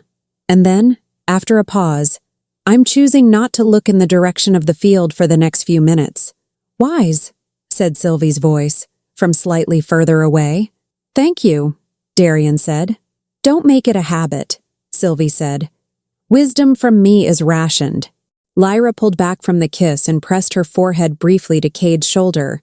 1 breath, 2, the specific exhale of someone setting down something heavy. Okay, she said quietly. Okay, he agreed. The field stretched out around them, pale and waiting and beginning, in slow, careful patches, to remember. There was so much more to do. For the first time in 3 years, that felt like a beginning instead of an ending. 3 months after the bound witness took root, the eastern field came back in a single morning. Lyra was standing at the window when it happened. That last stretch of pale, unhappy earth that had resisted longer than everything else, stubbornly beige against the green of everything around it. She'd been watching it for days, the way you watch something you're afraid to want too much. And then, between one breath and the next, the color changed. Not dramatically, not in a rush, just a slow, deep green spreading outward from the center, like the earth was exhaling something it had been holding for a very long time. She pressed her palm flat against the window glass and felt the warmth of it all the way through the stone wall. Behind her, Cade said nothing. He had learned over the past months when she needed silence the way she needed air. He simply came to stand beside her, close enough that she could feel the warmth of his shoulder against hers. And together, they watched the field turn green from fence to fence. That's the last of it, she said. That's the last of it, he agreed. Tumble, who had been asleep in the corner and had not witnessed any of this, chose this exact moment to roll off his cushion and land with a thud on the floor. He stood up, looked around as if assessing whether anyone had noticed, and walked away with great dignity in the direction of breakfast. Moss opened one eye from his place by the fire, closed it again. Life in this territory had resumed. It was Elder Brenna who finally gave them the why. She'd been in the archives for 6 straight weeks, longer than anyone had expected, longer than Brenna herself had planned, surviving on strong tea and what Sylvie called the deeply alarming energy of a woman who has found something. When she emerged, she sat Lyra and Cade down at the long table in the council room and unrolled a map so old that its edges had gone soft. The land didn't start dying because of anything your father did, Brenna said to Cade without preamble. Or his father. It started dying because of what happened 60 years ago, in the Silvermoon territory. She traced a line on the map, from the northern border of Cade's territory, all the way south and east, to where the Silvermoon lands sat in their dark-inked border. The Vitara, the earth-gifted ones, what we now know Lyra to be, they didn't just sustain individual packs. They sustained the network. The whole northern region operated as a living system, the Vitara anchored by belonging, the land fed by the anchor, the energy cycling outward through the roots into every territory connected to it. Cade was very still, and when Silvermoon expelled their verdant, the cycle broke, Brenna said. Slowly. The way these things always break slowly when no one understands what they're looking at. She folded her hands on the map. It wasn't malice. The Silvermoon Alpha who expelled Lyra's predecessor didn't know what he was doing any more than the one who expelled Lyra. They just feared what they didn't understand, and they called it defective, and they sent her away. She looked at Lyra. As they did with you. Lyra looked at the map. The lines of it. The way a single decision in one place could travel outward for decades, touching everything, until a whole territory's worth of orchards stood bare, and an Alpha King came riding into a wasteland looking for answers. So, it was never me, she said, and she heard something strange in her own voice. Something that had been holding a particular shape for a very long time, and was only now being asked to put it down. It was never anything wrong with me. It was the exile itself. The severance. Yes, Brenna said simply. Cade looked at her. She did not look at him, because if she looked at him right now, she was going to do something undignified, and she was going to do it in a council room with Sylvie in the corner drinking tea and almost certainly cataloging this entire exchange for later commentary. For the record, Sylvie said from the corner, I would like it noted that I have been saying nothing was wrong with her for 3 years, and I never needed a 60-year-old archive to reach that conclusion. Noted, said Cade. Darien also concurs, Sylvie added, with the specific careful casualness of someone placing a word in a sentence and then immediately looking at the ceiling. Lyra did look at her then. Sylvie looked at the ceiling. The matter of Darien had been developing for 2 months with the slow, inevitable momentum of a boulder rolling downhill, which meant that absolutely everyone in the settlement had noticed it except apparently the 2 people involved. Darien was Cade's head archivist, a quiet, precise man of about 45, who had the kind of dry wit that lived entirely in his eyes and only occasionally surfaced in sentences. He and Sylvie had started their acquaintance with a disagreement about the proper method for cataloging territorial boundary records. Sylvie maintained they were wrong, Darien maintained they were correct. Both of them had been right about different parts of it, and neither had conceded anything, but they had spent an hour finding out. Their conversations had, since then, continued. At length. Repeatedly. It's just professional courtesy, Sylvie had told Lyra when Lyra asked with perfect nonchalance. He has access to records I find useful. You stayed in the archive until midnight, Lyra said. The records were extensive. Sylvie? He makes me laugh, Sylvie said very quietly, in the way people admit things they've been sitting with for a while. I'd forgotten what that felt like. Someone making me actually laugh and not just performing laughter so they'd stop trying. She paused. Don't make it a thing. It's already a thing, Lyra said. It's a small thing. You stayed until midnight. Sylvie held up a hand. The conversation ended there. It ended, properly, conclusively, on the evening of the autumn equinox, which happened to be the same evening that the messenger arrived from Silvermoon. The timing was, Cade would later observe, the universe's way of ensuring Lyra couldn't have a single uncomplicated day. The messenger was young, barely more than an adolescent, and he looked like he'd been riding hard for at least 2 days, and he looked like he was terrified, and he looked like he'd been told to deliver a sealed letter and then wait to see if he was going to be thrown out. He held the letter out to Lyra with both hands. She knew the seal. She would always know the seal. Silvermoon. She didn't open it immediately. She set it on the table and poured the messenger something to drink, and she asked his name, and she made sure he ate, because she was not going to be the kind of person who forgot about a scared young man just because she was holding something that might break her open. When he'd been settled and fed and handed off to someone who could find him a place to sleep, she sat down at the long table, alone, and broke the seal. Cade appeared in the doorway. She heard him pause, the particular quality of a pause that was asking permission. Stay, she said, without looking up. He came in quietly and sat across from her. He didn't ask. He just waited. She read the letter twice. Alpha Dren had died 2 years ago. The Pact's new Alpha, a woman named Solon, who had apparently spent 15 years thinking about what she was eventually going to say, had gone through the archives, had found the records of Lyra's expulsion, had found alongside them the records of the Verdant who'd been expelled before her, and the one before that. 3 generations of gifts the Silvermoon Pack had expelled out of fear, not understanding, and a cultural habit of calling different, the same word as dangerous. The letter was not asking for Lyra's forgiveness. Solon had written explicitly that she didn't think forgiveness was something Lyra owed anyone, that it was hers to give or not give, and that this letter wasn't the kind that tried to collect a debt. It was just a record, an acknowledgement. We were wrong. We have said so publicly in front of the full pack on 3 successive meeting nights, and we have written it into our formal records. What was done to you, and to those before you, was wrong. You are welcome here if you ever want to come. You are not required to want that. At the bottom, in different ink, a postscript. The youngest daughter of the family who lived 3 houses from yours has a gift.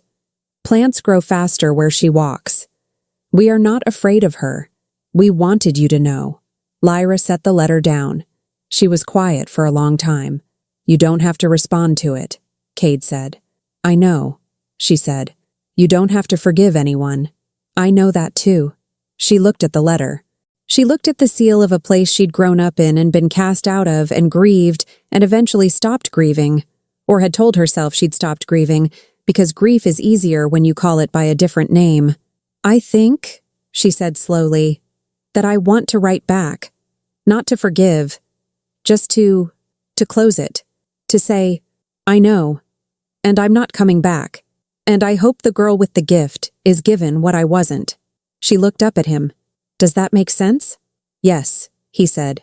He looked at her with the specific quality of attention she'd come to recognize as Cade unguarded, the Alpha King version of him set aside, just the man. It makes complete sense. She nodded. Then she folded the letter and set it aside, and took a breath that came in more cleanly than the last one. Now, she said, I believe there's an Equinox Celebration happening, and I believe Sylvie is about to do something I need to witness. What Sylvie did on the evening of the equinox, in front of approximately 45 witnesses including Lyra, Cade, Brenna, 3 visiting healers from the Southern Territories, Flick, who was sparking with excitement and had to be gently redirected twice, and Thorn and Briar, who were using the distraction to see if the Southern healers' bags were worth investigating. What Sylvie did was walk up to Darien at the edge of the celebration fire, hand him a cup, and say, in a voice dry enough to cure leather, I've been thinking about what we're doing, and I've decided it's inefficient to continue pretending it isn't a thing when it clearly is a thing. So, is it a thing? Darien looked at her for a moment. Then he said, It has been a thing since the boundary record disagreement. I was right about the Western Sector notations. You were right about the Western Sector notations, he agreed. All right then, she said. And that was that. Lyra, watching from 10 feet away, made absolutely no comment whatsoever, because she was a kind and decent person who respected Sylvie's explicit request not to make it a thing. She simply turned to Cade and looked at him, and he looked at her, and the corner of his mouth moved in the ghost of a smile that was all his. 3 years, Lyra said quietly. She told me 3 years ago she didn't trust anyone who stayed. And now? Lyra looked at her friend, scarred hands wrapped around a cup, standing in the firelight next to a man who made her laugh, in a place neither of them had been born to and both of them had found anyway. I think she changed her mind, she said. The healers from the Southern Territories came for documentation and stayed for questions and asked if Lyra would be willing to teach. She'd expected that request. Cade had told her it was coming. He'd been moving through those conversations quietly for weeks, making sure by the time anyone asked her directly, it would be an invitation with a clear way to decline rather than a demand dressed in polite language. She'd noticed. She'd noted it in the same place where she kept all the things she noticed about him that still surprised her. She told the healers yes, not because anyone needed her to say yes, but because she'd thought about the girl in Silvermoon, the young one with the gift, growing things faster where she walked, now with a pack that was not afraid of her. And she'd thought about what it would have meant to have someone hand her a text that said, This is what you are, and here is how it works, and here is what you need, and you are not broken. She was going to write that text. She was going to teach it. Not to become a figure who traveled endlessly, pulled thin across 100 territories until there was nothing left of her. The old version, the one before the anchor, the one who'd been pouring herself out with nowhere for it to come back. But from here, rooted, with healers coming to her, with the bound witness keeping the circuit whole, with everything she'd built still standing around her. She was going to teach from a place that was hers. She was going to do it with Tumble falling into things in the background, and Flick learning, slowly, imperfectly, in fits and starts, to hold his sparks until he meant to release them. She was going to do it with Thorn and Briar reorganizing her supply shelves for reasons she had never fully understood and had decided to accept as an expression of affection, with Pip sleeping against her ankle every evening and Moss watching everything with his ancient, patient eyes, and Sylvie making devastatingly dry commentary from the corner, and with Cade, who had arrived in her Oasis, demanding and distant, and had become, over the course of one changing season, someone she trusted more than she'd trusted anyone since she'd learned what the absence of trust felt like, who had argued with his own counsel on her behalf without telling her he'd done it, who brought her cold tea and warm dinners and had learned, gradually, the difference between an order and a question, and who asked more questions now than he'd ever asked in his life. The night of the winter solstice, Moss walked slowly across the room and pressed his head against Cade's hand. He had never done this. Not once in the entire time Cade had been in the Oasis. Not during the journey. Not during any of the months since. He'd watched. He'd judged. He'd occasionally sat in the same room, which from Moss was practically an endorsement. But this was different. Cade went very still. He looked at Lyra. She shook her head slightly. "Don't move." Moss held the contact for a long moment, his glow soft and warm against the back of Cade's hand. Then he pulled back, walked to his place by the fire, and curled himself down with the finality of someone who has said what needed saying and considers the matter concluded. "He trusts people twice in his entire life," Lyra said quietly. "Maximum." Cade looked at the old Lumina, then at her. "What happened the first time?" "He trusted a pack," she said. "They left him behind when they moved on. He made it to the cursed lands because he had nowhere else to go." She looked at Moss, the steady glow of him, the quiet, the weight of something very old that had chosen, against all its own evidence, to try again. "He waited 8 months before he'd take food from my hand." Cade was quiet for a long moment. "And now he did that." "And now he did that," she confirmed. He exhaled, slow, complete, like something he'd been carrying had been set down. "I'll earn it," he said. "Not as a performance, not as a declaration. Just a statement of intent, personal and certain." "I know," she said. Spring came back to the Northern Territory the way it's supposed to, gradually, insistently, beginning in the south and working its way up through the valleys until even the high ridgelines had green on them. The rivers ran full. The orchards bloomed for the first time in 3 years, so thoroughly and extravagantly that there was brief confusion about whether it was natural or something Lyra had done. It was natural. That was the whole point. The land had been given back what it needed. Now it could do the rest itself. Lyra walked the eastern field on the first warm morning, Pip trotting beside her, both of them quiet. The grass was thick and real under her boots.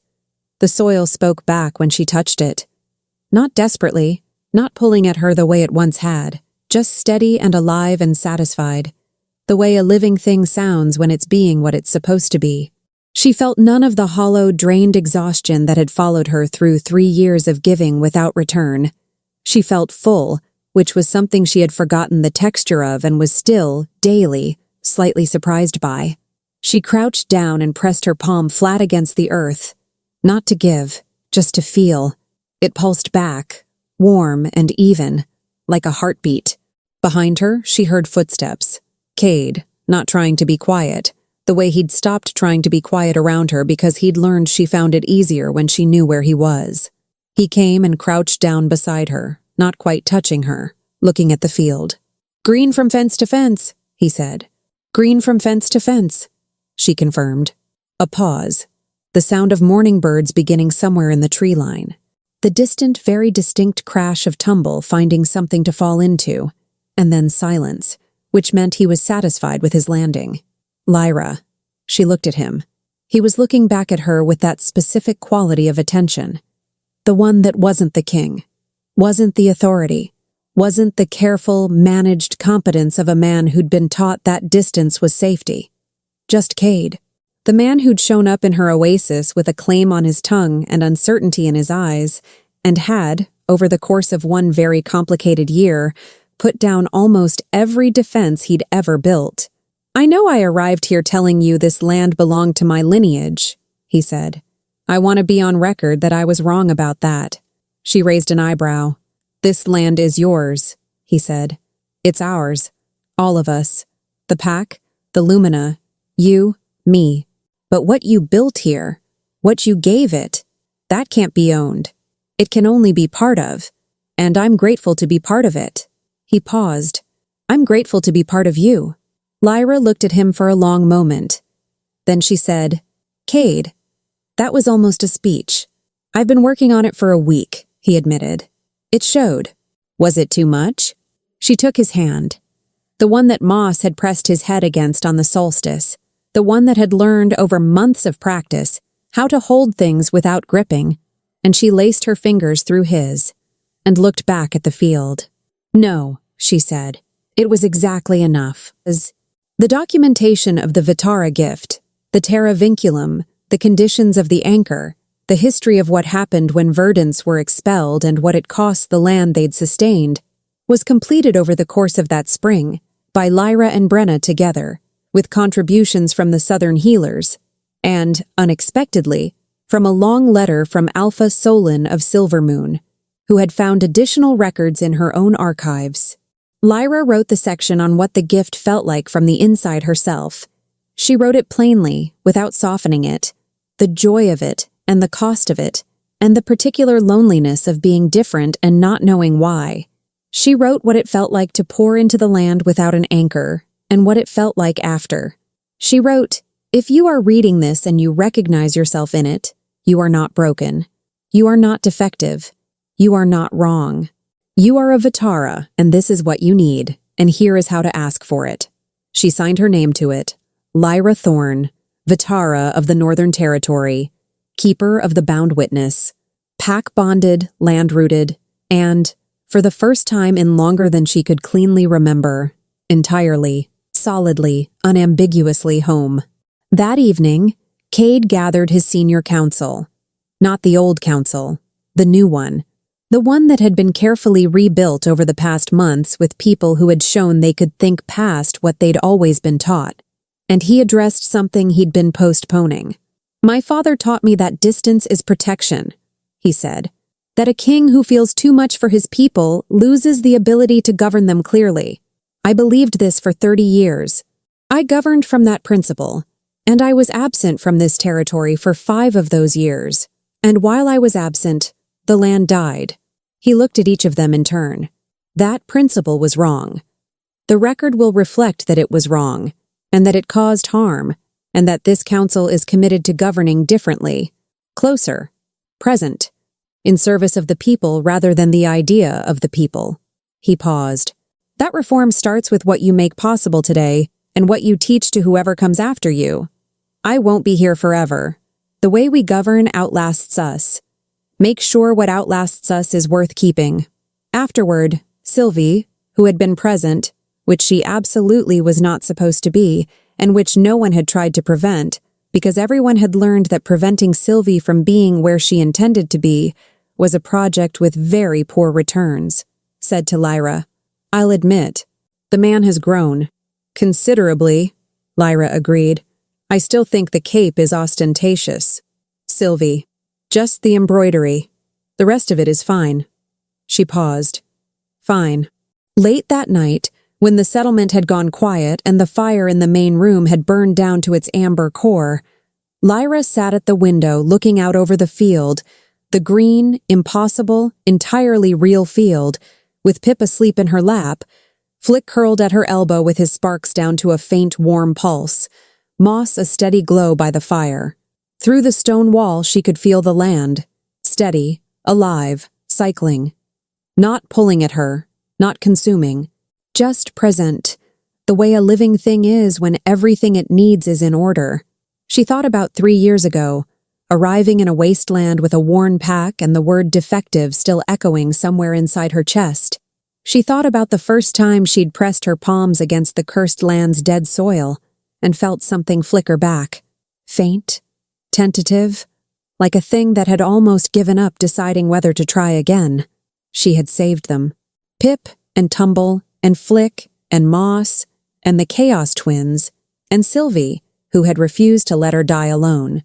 She had built something out of ruin, and a king had arrived to claim it, and had stayed instead to earn it, and she had let him, and it had not gone the way any version of her younger self would have predicted. The door opened quietly. Cade came in without a lamp, moving easily in the dark. 3 months ago, he'd bumped into everything. Somewhere around month 2, he'd learned the room, and came to stand beside her at the window. He looked at the field. She looked at him. "What are you thinking about?" he asked. 3 years ago," she said. "And now?" He nodded and looked at the green dark of the field, and she felt his hand find hers in the same easy, certain way it had been finding hers for months now. Like it knew the way. "Better ending," he said. "Better beginning," she corrected. He looked at her. "This isn't an ending," she said. "This is just where the hard part finishes and the good part starts." She looked back at the field. "I've had enough endings. I'm keeping this one." He was quiet for a moment. "Then we keep it," he said. Outside, under a sky full of the first stars of spring, the northern land breathed steadily in the dark, healed, whole, and exactly what it was supposed to be. Tumble fell into something in the distance. Flick sparked once in his sleep and set absolutely nothing on fire. Moss opened one eye, confirmed that everything was fine, and closed it again. And the dying lands, which had flourished for a rejected she-wolf, and which had been reclaimed by a king, and which had become, against all reasonable expectation, the place where both of them put down everything they'd been carrying, simply lived, which was, in the end, the only ending that mattered. Epilogue. They stopped calling it the Cursed Lands in the 2nd year, not by official decree. Cade had learned by then that the things worth changing rarely change because someone declares them changed. They change because enough people start using a different word until the old name stops fitting the thing it was supposed to describe. Someone, no one could remember exactly who, started calling it the threshold, the place where the dying stopped and the living began. It seemed accurate. It stayed. The Oasis was still there. Lyra had been clear about that from the beginning. No roads, no markers, no plaques with formal language about historical significance.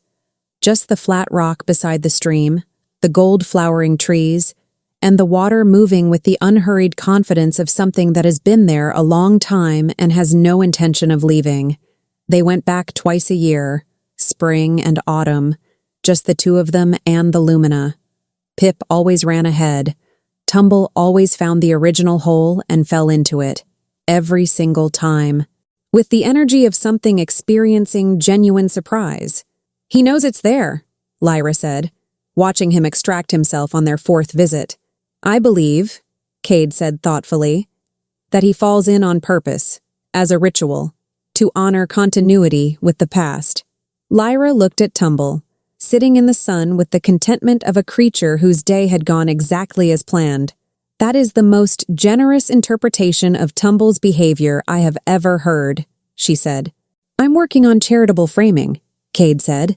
"It's part of my ongoing development." She laughed, and Pip, from somewhere near the stream, chirped in agreement. The young Vitara from the southern reaches arrived in the 3rd month of the 2nd year. Her name was Sable. She was 19, quiet in the way of someone who has learned that being quiet is safer than being noticed, and she arrived at the northern keep with the specific posture of a person prepared to be told she was a problem. Lyra met her at the gate. She didn't make a speech. She didn't explain everything at once. She simply said, "Come see the East Field," and walked her to the green stretching out from fence line to fence line, and put her hand briefly over Sable's where it pressed against the soil. The girl had gone very still. "You feel it too," Lyra said. Sable looked up, eyes wide, the expression of someone who has been alone inside a thing for years and has just discovered they are not, in fact, the only one. "I thought I was broken," she said. "I know," Lyra said. You're not. You never were. Moss, who had followed them to the field without announcement, crossed the grass slowly and sat at Sable's feet. He looked up at her with the silver calm eyes that had once looked at Lyra the same way, measuring, patient, offering the particular warmth of a creature that trusts with its whole self once it decides the risk is worth it. Sable looked down at him. Something in her face cracked open, quietly, into the specific relief of someone who has been holding themselves very tightly for a very long time. She reached down. Moss pressed into her hand. Lyra stood back and let them be. By the end of the second year, 4 letters had arrived from 4 different territories. All 4 described the same thing. A wolf called strange, difficult, defective. A wolf who touched dying soil and made things grow. A wolf who was afraid to say so. Lyra answered every letter herself. She wrote in the plain, clear language she used for everything. You are not broken. You are not alone. Come when you are ready, or write back if you aren't. I will be here either way. Cade had watched her write the 4th letter by candlelight, Pip asleep in her lap, the keep quiet around them, and felt something settle in him with the particular permanence of things that have found their right shape. You're building something, he said. We're building something, she said, without looking up. He looked at the letter, at her hand moving across the page. Your father would not have understood this, she said, quietly. Not unkindly. No, he said. Do you mind? He thought about it, genuinely, the way she had taught him to think, without rushing to the answer that felt easiest. No, he said. I think he did what he understood, and I'm doing what I understand. The difference is that I'm trying to understand more than he did. A pause. That seems like enough. She looked up then. The particular amber-eyed look that had, a long time ago in a clearing that smelled of rain and green things, made him feel like the least impressive person present. It no longer felt like that. It felt like being seen, completely and accurately and without revision. Yes, she said. That's enough. Sylvie and Darien had breakfast together every morning. This had not been announced. It had not been discussed. It had simply become true, the way true things become true, gradually, and then all at once, and then so thoroughly that it was difficult to remember the time before it. Sylvie still called it a practical arrangement. We're both awake early, she said to anyone who brought it up, in the tone of someone closing a topic. It's efficient. She's been awake at the same time as me for 11 months, Darien said to Cade, during a moment when Sylvie was not within hearing range. And she moved her preferred chair to the side of the table closest to the east window, which is my side of the table. A pause. I'm not reading into it. No, Cade agreed. She also, Darien said, started keeping the kind of tea I like in her personal stores, which she brought here, from her room. That does sound efficient, Cade said. Yes, Darien said. Extremely. They looked at each other. I'm going to give her time, Darien said. As much as she needs. That's wise, Cade said. She'll get there, Darien said. Not anxiously. Just with the calm certainty of a person who has decided the thing is worth waiting for. He was right.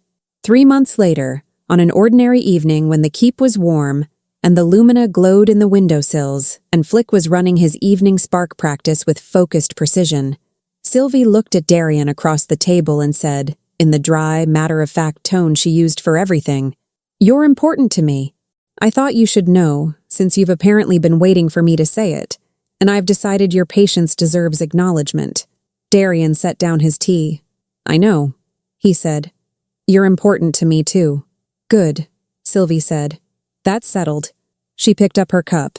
He smiled at the table in the specific way of someone trying not to make it a bigger moment than she could comfortably handle. Across the room, Lyra looked at Cade. Told you, said the corner of her mouth. You were right, said the corner of his.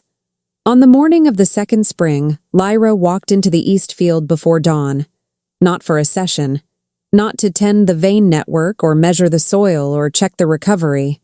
Just to walk in it, to feel the green beneath her feet, the dark brown earth, the specific smell of soil that has remembered how to be alive. She stood at the center of it and breathed. Behind her, the keep was warm and lit. Somewhere in the east wing, Pip was awake and Tumble was either sleeping or investigating something, and Flick had probably already sparked twice in the direction of the sunrise, and Moss was sitting in the window that faced east because he always sat in the window that faced east, and no one questioned it anymore. And Thorn and Briar were either in the kitchen or coming back from it. And Sable was perhaps writing to one of the other Vitara letters had located in the westernmost territory. And Sylvie was making tea with the quiet efficiency she brought to everything she had decided was worth doing. And Cade was, she knew without turning, standing at the field's edge, watching her the way he always watched her. Not with the assessment of a king evaluating a resource, but with the specific attention of someone who is aware, daily, of the precise quality of what they have found, and does not intend to stop being aware of it. She turned. He was there. The sky behind him was the pale gold of very early morning, the light that arrives before the sun has committed to the day, but the world has already begun to move toward it. "You couldn't sleep either," she said. "I slept fine," he said. "I just wanted to be here." She looked at him across the green field. This king who had ridden into a dying land looking for a resource and had found something considerably more inconvenient and considerably more important, who had sat in the dirt and made bad flatbread and learned to hold on and learned to let go and learned, slowly, imperfectly, with consistent effort and very few complaints, that presence is not weakness and care is not the opposite of strength. "Come here then," she said. He crossed the field and stood beside her, and she took his hand, and they stood in the early morning quiet with the living earth beneath them and the whole territory breathing outward in every direction. Pip appeared at the field's edge, waddled in with enormous dignity, climbed onto Lyra's boot and settled. Tumble appeared behind him, looked at the field, found a small depression in the grass and fell into it, climbed out, sat down with satisfaction. From the keep window, Moss watched, and the land, which had been dying, which had been empty, which had been called cursed and abandoned and beyond saving, held them all, quietly and permanently, the way land holds the things that grow in it when they have finally, after everything, decided to stay. Some places are not cursed. They are just waiting for the right person to arrive and refuse to leave. Lyra Thorne arrived with torn boots and nothing else.